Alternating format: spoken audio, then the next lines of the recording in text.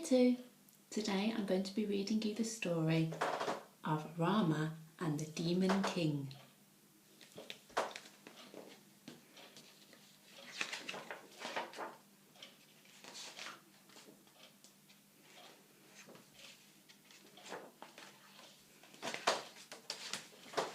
Here's an illustration.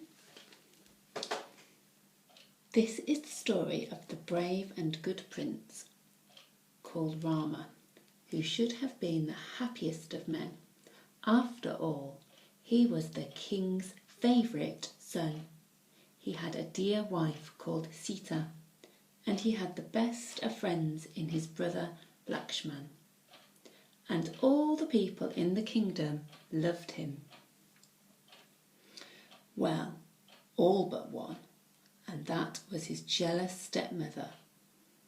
She hated Rama, and she planned to get rid of him forever. So she set a trap.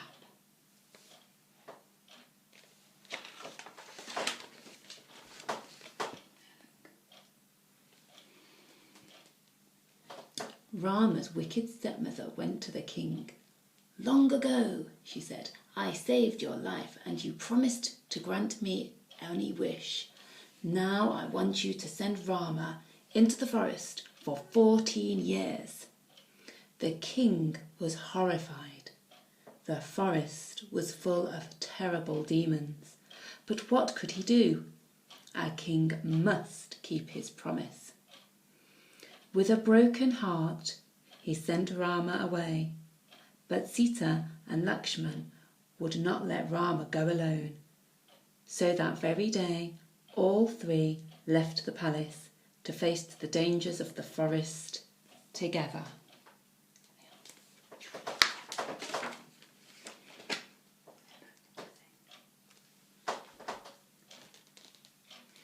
In the forest, news of Rama's exile spread fast. The demons hated anyone good, and they were spoiling for a fight. As soon as Rama, Sita and Lakshman appeared, the demons attacked them gleefully. But both princes were brilliant fighters. They fought back bravely and killed thousands of demons until at last there was peace in the forest. Rama, Sita and Lakshman built a house, gathered fruit and berries for food, and lived a quiet and simple life among the forest. But it was not to last. There they are fighting.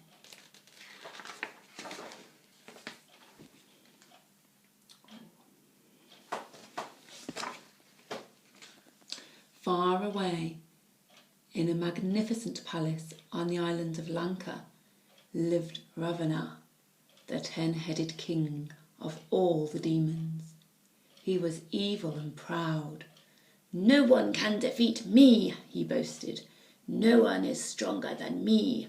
No one is more cunning.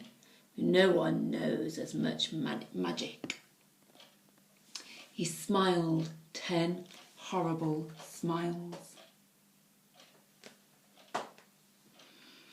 One day, a messenger arrived from India and told Ravana how Rama and Lakshman had killed thousands of his demons.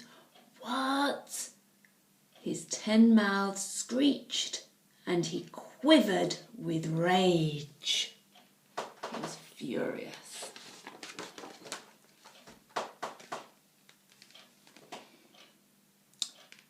Ravana leapt into his magic chariot and flew to India. There he hid in a tree, ready to pounce on Rama and Lakshman. But when he caught sight of Sita, he stopped short, dazzled by her beauty.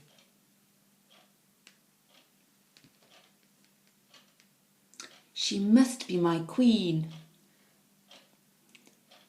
he muttered. "I'll steal her from Rama and leave him broken-hearted. Serve him right for killing my demons." And his 10 brains buzzed with evil schemes.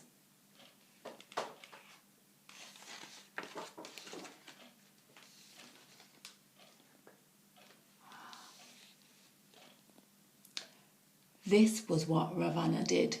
He sent a magic deer into the forest, a golden creature which enchanted Sita. But whenever she tried to stroke it, it moved just out of reach. Rama offered to catch it for her. "Lakshman," he said, "look after Sita while I'm gone. There may still be demons about," and he followed the deer until they both disappeared from view.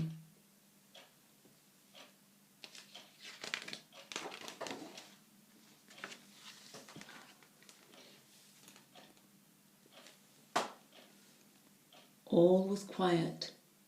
Suddenly, Sita and Lakshman heard a cry. Help me, Lakshman!" It sounded just like Rama. Now, what should Lakshman do? He could not look for Rama. He had to protect Sita. But Sita said, "Leave me, Lakshman, and rescue Rama. I am safe here. Hurry!" Then Lakshman ran as fast as he could towards the voice. Do you think it was really him? What do you think is going to happen? Have a think.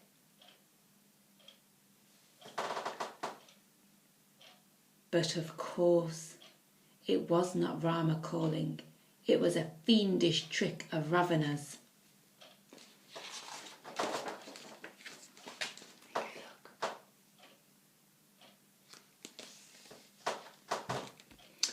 And now Sita was alone. Wicked Ravana swooped down and carried her off in his magic chariot. Meanwhile, Lakshman found Rama unhurt. With horror, the brothers realised they had been tricked. They raced back to Sita, but she was gone.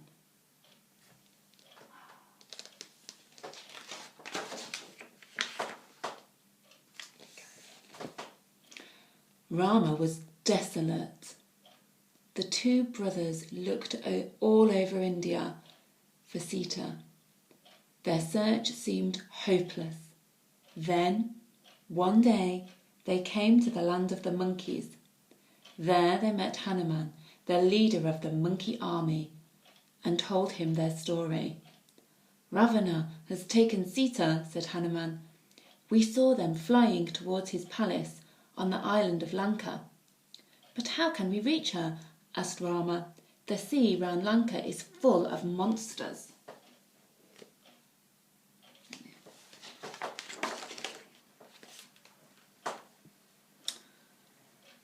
I think I can help you," said Hanuman.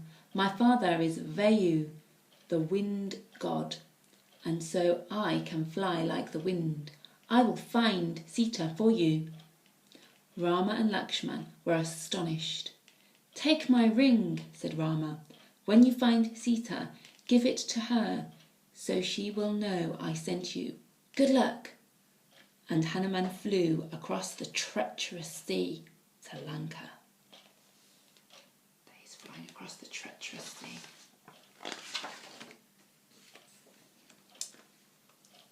Hanuman found Sita imprisoned in Ravana's garden. He gave her Rama's ring. "I'm so glad to see you," she cried. "I've refused to become Ravana's queen. If I don't change my mind, he says he will chop me into little pieces and eat me up for breakfast." "Be brave, Sita," whispered Hanuman. "We will be back for you soon." There's Hanuman. There's Sita.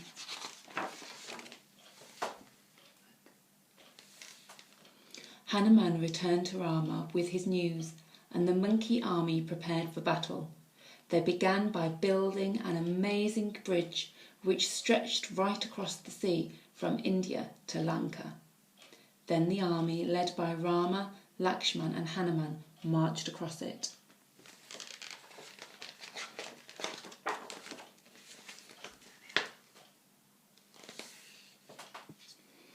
Ravana's demon army was waiting for them in Lanka. A terrible battle began. The demons tried all their evil tricks. Some used magic arrows that turned into poisonous snakes. Others became invisible so that the monkey only saw a sea of whirling weapons. There were giant demons with enormous strength and demons who could move at the speed of light. But Rama, Lakshman and the monkey army stood firm and, after many days of fierce fighting, the demons were defeated. But then...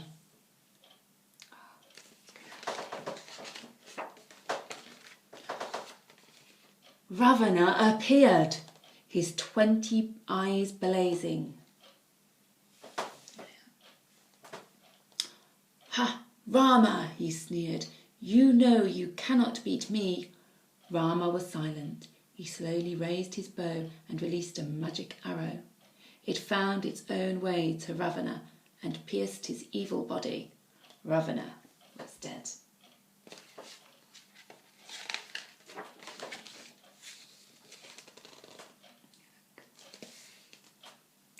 Rama and Sita were reunited and they returned to India. Sadness overshadowed the land, for Rama's father had died of grief on the day they left the palace. But now the people rejoiced that Rama was home. Rama was made king, with Sita his queen, and Lakshman and Hanuman at his side. So the celebrations lasted for a whole month. Even the stepmother who had plotted against Rama was invited. Rama ruled wisely and well, and became fruitful, and at last the kingdom was free from all evil.